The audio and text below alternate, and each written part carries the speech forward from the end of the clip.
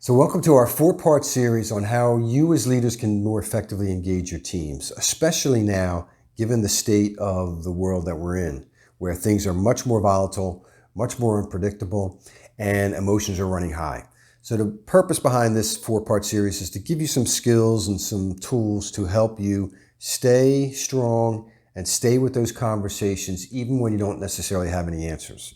So in the four segments, which we'll get into the first one in just a moment, we want to hit how you need to start framing questions rather than answers, how you need to listen in a way that creates psychological safety, how you need to lean into emotional conversations instead of shying away from them, and how you need to invite skepticism to the forefront because it's out there. So we'll hit each of those. But let's start with this notion of framing questions versus giving answers.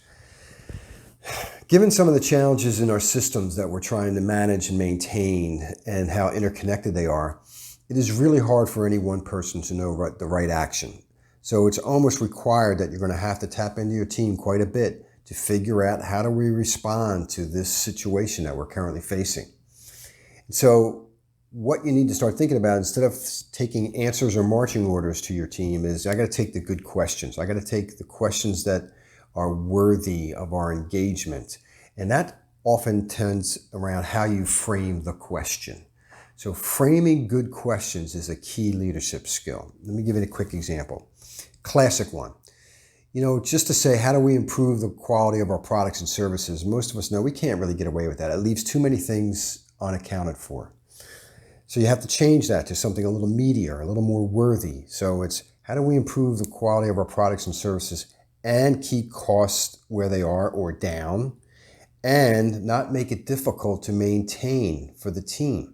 So right away, you just added a couple of different variables that make it the question more worthy. And it's going to get the team to go, ooh, yes, let's wrestle with that because that's tough. That's something we have to figure out. So in general, worthy questions have a couple of characteristics. They have a fair amount of ands in them. What I mean by ands, it's kind of like the improv yes and that is, how do we do this and this and this, not either or. And those are good worthy questions because they get our juices going and they, by definition, call us to involve other stakeholders and bring them into that conversation so that we really come up with a robust solution.